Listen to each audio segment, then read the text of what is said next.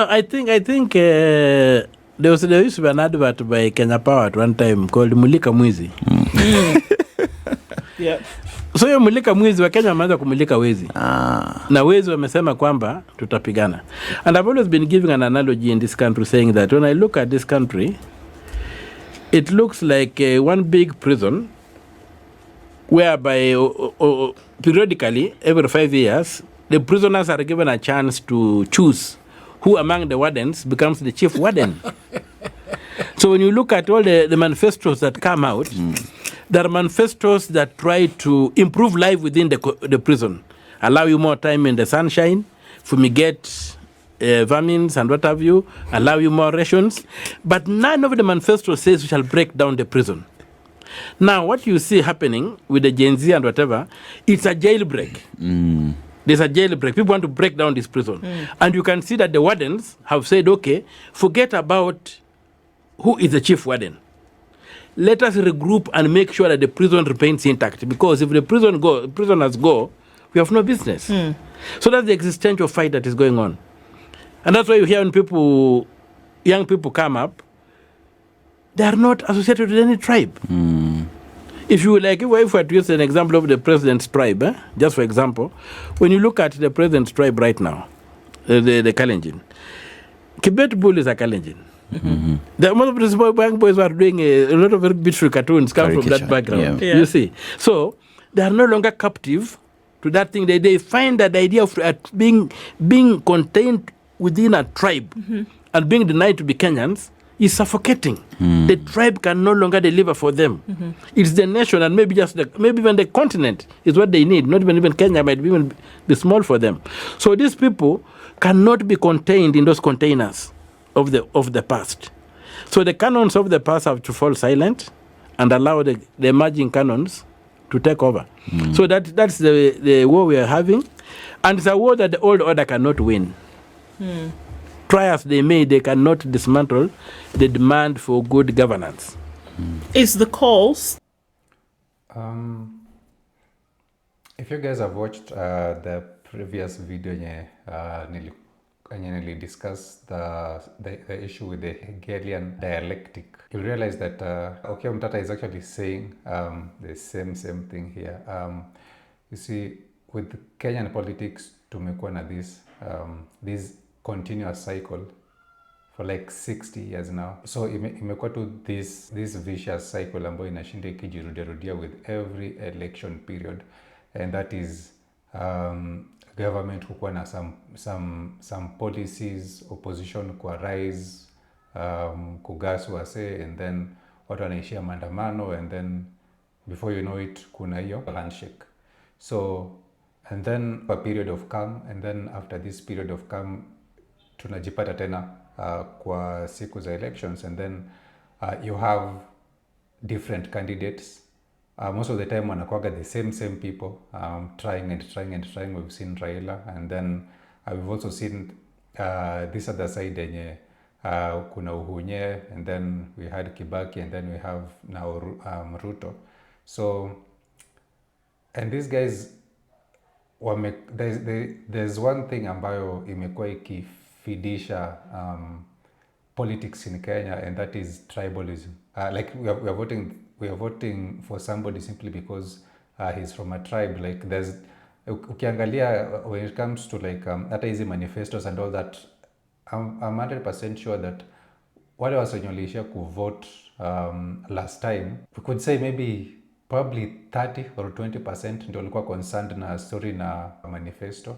The other percentage ya voters ni wale wase wenye either walikuwa wamepatiwa pesa during the campaigns, or they're just going to vote simply because this guy anakuwa supported na mse wa tribe yetu, ama this guy ni wa tribe yetu. So that is how we've always been voting. Haijaikuwa anything to do with the policies za mse. That's why ukiangalia analogy ya Okiya Omtatah here, the prison analogy, anasema that tumekuwaga ndani ya this prison and we are always voting who is the next warden, but the prison still remains. Nobody ever thinks that there's something that we have to do so that tujitoe kwa hii prison. So everything that you actually vote for is just about how to create better conditions within this prison. And that is what Okiya Omtatah is saying here. Gen Z walikuja wakaungana, and now it's no longer about tribe, because tribe ndio imekuanga the biggest issue kwa politics. But now with the Gen Z being the next powerful thing after the government, because we have government, tumekuwa na government, tumekuwa na opposition, and then tumekuwa na the people. But now the people wamekuja waka front the Gen Z, and then now Gen Z represents the will of the people. And now you have government and you have Gen Z. The opposition ilikuja ikaingia gava, so we just have the government na opposition ndani yake, and then you have Gen Z.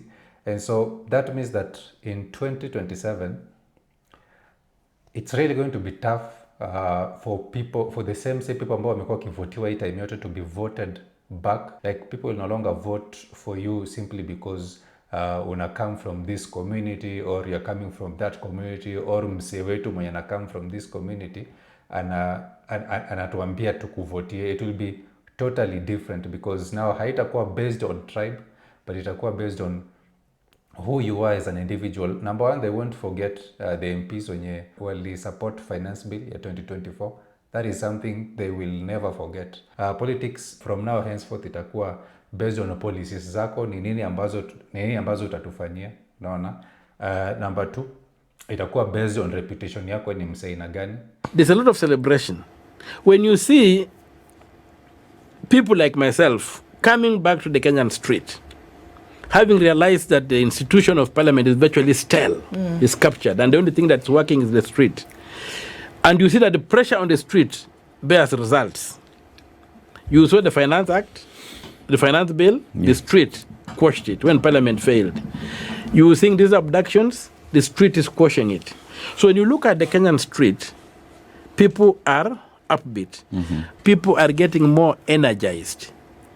And the old order would better just pack and accept for a transition that is peaceful, a transition that will not lead to a lot of mayhem. Sijui kama you guys are students of history. Ukiangalia the history of the church, for instance, in the early 100 AD or something. What happened around that time is that the Roman Empire ilikuwa inajaribu kucrush Christianity. And one thing ambayo ilikuja kafanyika was that walikuja waka notice that wakati walikuwa na these Christians, what happened is that more conversions zilikuwa zinafanyika. So the more manaua, the more people wanakuwa converted, and so it was actually working against them. So walikuja ka decide, hey manze, if you're not going to beat these people, let's actually join them, because the more tuna do away with, the more bado wanakuwa added into the force. They're actually not losing any numbers. That is the history of the church. And ukikuja angalia with Gen Z, it's the same thing, where in as much as kumekuja kukakuwa na these abductions, still roza wase wenye wana voice opinions zao hapo nje, still they are not fainting. And actually ukiangalia developments za leo ni wameanza, kuna this new hashtag ya reconstitute IEBC. Wanatoka from this and then wanaingia to hii, and hii kitimizo wanaingia to hii. And then the next thing ambayo alikuwa amezungumzia also was Kenya's 9/11. The 9/11 moment for this country was the enactment, the promulgation of the Constitution. Yes. It was a dramatic change that people thought was a passing cloud. Yes. And now they're realizing that this thing is fundamental.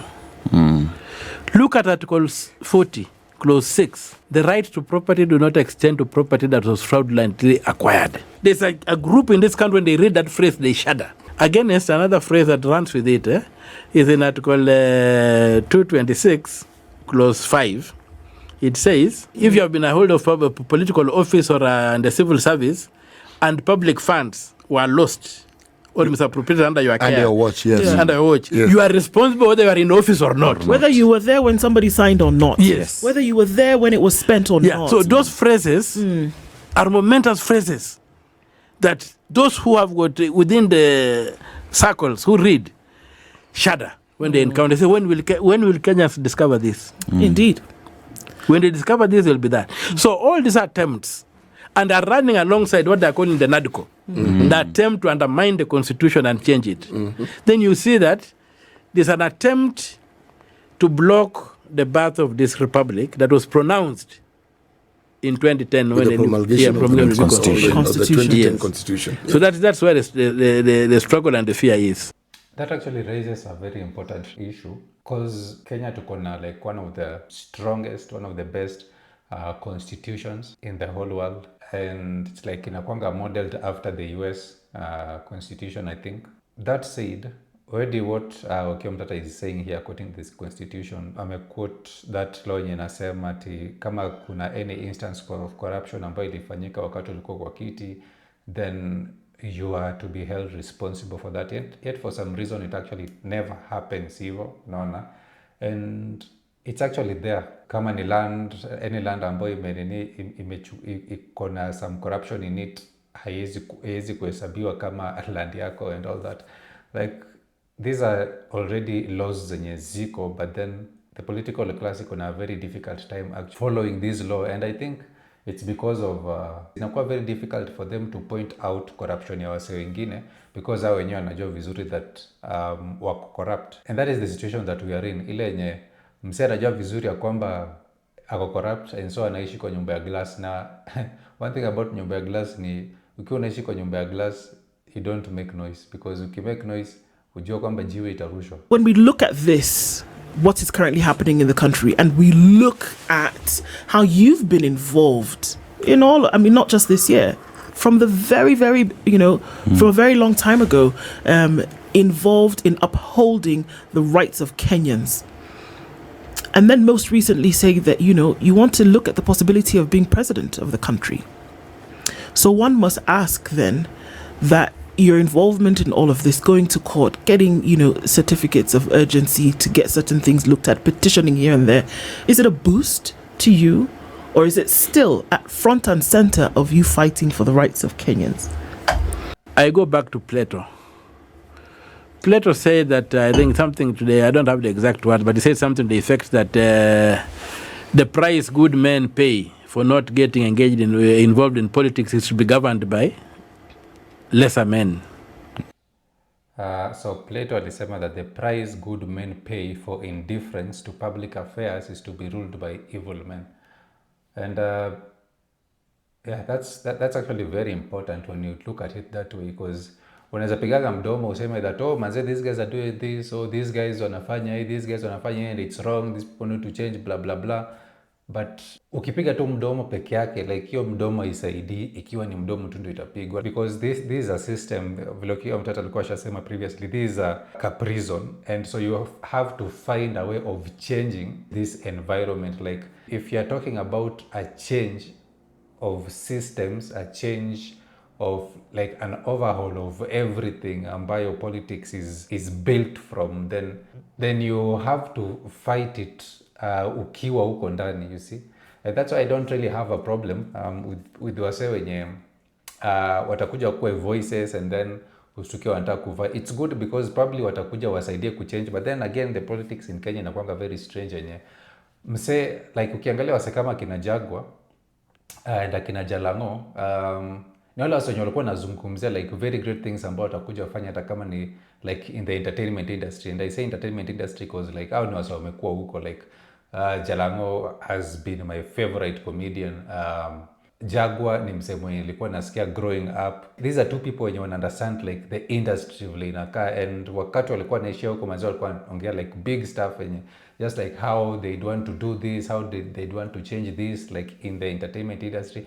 But kidogo kuja uangalie, there's actually nothing they're actually doing huko ndani. Au pia politics ilikuja ikawaingilia kabisa, so there's actually nothing significant ambayo tunasema kwamba manzi Jagwa alifanyanga hii wakati alikuwa MP na akasaidia the music industry, akasaidia the entertainment industry. Nothing apart from ile yenye msee akipata tabu ameshaenda kupeleka pesa huko. Yeah, it's good kama utatumia influence yako kusaidia 1 2 3 things, but then this is a whole system. This is in the entertainment industry. Like, why can't you guys do something ambayo itasaidia, number one, ku ensure that artists are paid well, because it's clear that wale wasambao wanatumia mziki ya these artists, they're actually getting a lot of money from these things, whether ni DJs, whether ni what, whether ni na commercials, whether ni like everything ambayo hata hizi maskiza tunes and all that, like there's a lot of money ambayo these people are earning wakati wanatumia mziki ya these artists, but for some reason they are the ones that are getting a very little share kwa hiyo pie. Hata ma promoters you see, hata zile ma performances zenye zinafanyikaga hapa Kenya, like wale artists wenye wanatoka nje unalipwa 20 million 40 million to just perform hata kama ni usiku moja, but our own artists they're paid nothing. Like ile ndio yenye wanalipwa compared to wale wase wengine kutoka nje, they're actually being paid nothing, and you wonder why our artists msee are very famous but they are broke as hell, but again they have to fake a lifestyle so that msifikiria kwamba ni mapiuni, unaona, but in real sense these guys are really struggling because the industry is not actually really paying them, and this is something yenye unge expect wale wase wenye wamekuwa once kwa the industry at least wanaweza saidia kuchange, unaona, through legislations, because MPs ndio wanafanyanga hizi legislations, unaona, wana come up na these laws here and there, zinasaidia kwa aspects tofauti ya maisha ya wase, unaona. So like the point that I'm trying to put across is that the problem with our people is that you have umse mwenye ana mean well, ukisikia mtu anasema, but once ameingia pale things actually changed, focus yao inakuja na change kabisa. Now it's more about vile anaweza pata hii do, vile anaweza jienrich na hii, vile anaweza jienrich na that, vile anaweza kuwa in good terms na huyu mse, vile anaweza kuwa in good terms na huyu mse, unaona. So like the essence ile drive ambayo alikuwa na wakati alikuwa na saka vote yako inakujanga inapotea once jamaa ameshaingia huko ndani. I don't know, probably because wanakuanga discouraged, because ukifika pale na upate kama uko Rome, then you have to do what these people do in Rome so that to survive, because ukijeka wewe ndio ile mdomo probably hauta succeed sana hata kusaidia wase wanadai kusucceed. So again, I'm not going to blame wale wase wanafanyanga hivyo because wako na reason yao. Definitely these are people wenye wana meaning very well wakati wanataka votes. Probably ukifika pale ndio na realize that this thing is not really easy to change easily, yako itabadilisha situation because this thing is actually bigger than you. Probably that is what happens. So yeah, be governed by people who are lesser than themselves. So to me, I take that thing very seriously, that the question of governance is important. And when I got into the activism and what I was doing, activism is a form of governance. I think the quote was that the price good men pay for indifference in public affairs is to be ruled by evil men. Yes, something like that. Yeah. So I don't want to be ruled by evil men. Okay. That's why I'm involved. And I've been active either as an activist obeying Article 3:1, which says everybody should uphold and defend the Constitution. And I've also gone into the majoritarian institutions because politics is how things are done. And the biggest mistake that has happened in the reform movement in this country, they used to look down upon politics. They would go and feel that are clean. They would go and argue and come up with very good policies. Then they give it to the same bad politicians to implement, and they mess it. So I say that the time has come for us to step forward and implement this thing. Now, when you get a threat to the Constitution coming from the presidency, pushing that you want this thing to be dismantled and rearranged and whatever, then you must take the resistance and the resistance and the protection of the Constitution to a contest for power at the presidency. Let the presidency go into the hands of somebody who believes that this Constitution is good and it should be implemented as it is to the letter. And if there's any amendment to be done, then let the amendment come after you have test run the entire document. Yeah, I agree with that. Like, if you're going to change this Constitution, wacha ikue that already tumeshaifollow to the T, tukaona kama iko na these limitations, and then now we want something new, we want this amended, we want that amended. Like, yeah, isikue tu ati tuna change Constitution simply because tuko na some interests, unaona, because kuna something ambayo tunataka to benefit from, unaona. Like, let there be like this following of this Constitution first, because we start discussing changing the Constitution. So I agree with that. You cannot begin saying this vehicle, assuming you have put a vehicle together, you cannot begin saying that this vehicle this 1,000-ton engine is useless. When you rev it and then it is not anchored on wheels. You see? Or the wheels are deflated. Yeah. So this thing needs to be implemented fully. Then we see if there's any problem. That's when we can say we need to amend. We have tested it like this. Take the case that they are saying that this thing is too expensive to implement and what have you. But look at the pilferage, the theft of public assets. And that's the main theft is simply because they have refused to delink the Treasury from the Ministry of Finance. So the Treasury becomes like the pocket, just like it's an appendage of the Ministry of Finance. Yes. So, and who is in charge of finance is a politician, the minister, and then a PS appointed by the president. The money is just open. That's why a president, even in the best of intentions, can go on a tour to a place and is told, "Hey, mister, our bridge is broken." Yeah. Now, what does the president say? He says, "Buena PS, can you allocate them so much to fix the bridge?" And there is a budget that has been passed by Parliament. And that particular statement of the president is not in that budget. What I would expect to happen if the Treasury was delinked and was professionally run and could only be accessed, as the law says, through an appropriation by Parliament and supervision by the control of budget, not by the president. Then the president would say, "Where's your MP? Can you raise this issue in Parliament? And if it is too urgent, you can do a supplementary budget to address it, or in the next budget cycle, it comes in, it will be addressed, so that the president does not have the power to allocate anything in this country." Okay. Actually, that is very interesting because it could actually change a lot, because ikiwa preso atakuwa na decide ya kwamba akienda place fulani and then anashow ati manze hatuna daraja hapa blah blah blah, and then akisema that badi patiana ido, then inamaanisha hata kuwa na that amount of power over MPs vile tumezoea, because now our lawmakers hawatakuwa na make decisions based on kitu ambao wameambiwa wafanye, wamekuwa pressurized wafanye simply because wasipofanya then pesa hawatapatiwa ya kufanya 1 2 3, because it's not the president who will be controlling do vile inatoka, but itakuwa number one professionally run, and then inakuwa oversighted na the control of budgets wenye wanaangalia jinsi hii pesa ilitumika na ilitumika aje, and ilitumika within parameters zenye zilikuwa set ama aje. So I see a challenge here, and help me understand that. Is it possible, the way you explain it and say, look, according to the Constitution, under which everybody is sworn to operate. Yes. Right? I mean, that's what, especially with the president himself is sworn at. But he takes a special oath to uphold the tenets of the Constitution Yeah. under his administration.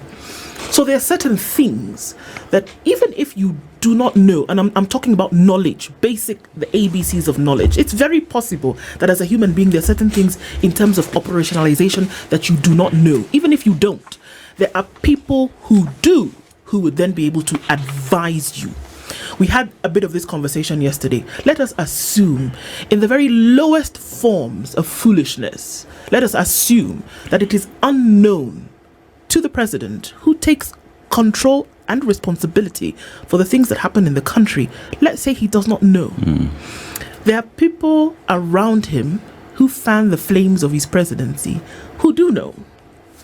When you talk about, you cannot just go and allocate money. You cannot stand up in a public place and say, well, I do not know who has abducted these people. But you can say that the arms that uphold that whom I have appointed people to then can take responsibility and say, don't abduct these people and put them in a dark hole somewhere. If they've committed an offense, bring them to court. What would stop him or anybody along these lines from saying, excuse me, this is not the way we ought to do it. We have sworn to the Constitution. Can we follow that? What would stop you from using the Constitution as your everlasting reference for anything that you do? Why would you not do that if it's supposed to be the handbook for operation? I think it is a whole ecosystem that has to be in place, because And the most important for me is chapter 12 on public finance. The example I've just given you, that the president can allocate funds whimsically on the spur of the moment. Then you find, in a country like ours, assuming the president came to my area in Busia and pronounced that we are giving 2 billion to Busia, do you think I can wake up and stand as a politician and say, Mister, you can't give us 2 billion? Can it be taken to the budget? So that's what I'm saying, that what we need to do is to lock the gate, to lock the funds, to lock the bank, so that you get a national treasurer who is a professional. Once you starve these politicians of money that they can take anyhow, you'll find that the country will sober up and those institutions will begin working. In fact, the president is not just surrounded by people, he's surrounded by institutions. Yes. You have the Attorney General, a professional. You see, a highly qualified professional. And the qualification of an Attorney General is a qualification for a judge. So he knows the law. So the question that the president cannot know the law is not there, because he has been given a whole institution to help him when matters law. The only thing is that the office of the presidency becomes imperial because of the free access to taxpayers' money. That's why we must split the Treasury and the Ministry of Finance. Run the Treasury the way the central bank is run, by a national treasurer, independent, secure, and let the president, even if he became broke, call Omtatah and say, Omtatah, leo uko namna gani bwana, unaweza kuniturushia 50. Would it be different if the individuals who sat at the helm of these institutions are appointed by the same president? Now, it will no. You see, the appointment is a process under a process, so it will be able to establish independent office holders. Right. There might be an attempt to do what they have tried to do with the commissions, whereby the commissions have become a sort of captive. But the whole thing with the commission is the design. When Parliament came up on how to populate the commissions, they designed something called an ad hoc committee. Now, philosophically and even practically, can something ad hoc produce something independent? Very difficult. Let's check that out. According to parliament.go.ke, an ad hoc committee. Ad hoc committees are temporary committees established to resolve a specific issue with specific timelines and are typically constituted through a motion. Conceptually impossible. So it's where the problem is. It's not the constitution, it's not the operationalization of that thing. So if they had put up that these commissioners, when they're being populated, institutions that exist, like in the judiciary and whatever, they'll have a panel and what have you, and the professional bodies, then another thing is not ad hoc. Then you appoint. You'll find that the permanent institutions that appoint these now independent bodies, the office holders, the people involved, because they are holding offices, will be very responsible. You take the case of the IBC. If I asked you who appointed Chebukati, who appointed Cherera, who appointed who, you will not tell me, because of ad hoc committees. And right now, why is the IBC stuck? It's because somebody is in court fighting that he must be The one. on the ad hoc committee, because it's a chance for him to make something. And when he goes there and the aim is to make some money, then his thing is short term. He'll make his hay when the sun is shining, and he'll give you the highest bidder. That's why you have been unable to create independent commissions, including the IBC. So, Senator, I hear you to be saying that Yeah, makes a lot of sense. having the very priorities of their mind altered so that they're now in survival mode. Yeah. When they consider the consequences of what they need to do to be right, they will shy away from it. Yeah. See, what Parliament does is not the problem. It's why they do it. Yeah. And so long as you say the purse strings are held by an individual who shouldn't have the purse strings, Parliament is going to continue behaving exactly the way they behave. Yes. And so when people talk about there's a common phrase that was introduced in the political circles by Dwight Gingrich. He was a very, very colorful American speaker of the House, he came up with the phrases like his first name was Newt. Newt Gingrich, yes. He came up with the phrase that all politics is local. And then so he's also the one who came up with the idea that you drain the swamp. You don't wait to kill every mosquito or snake or whatever that creeps out of the swamp. No. Just drain the swamp. Remove the host. So this high culture has come and people are calling of draining the swamp. And me, the swamp is that one. Separating the treasury from the presidency. So that the president cannot have access or control of the treasury. Once we do that, politics will sober up in this country. But because the president has got access to that treasury And control.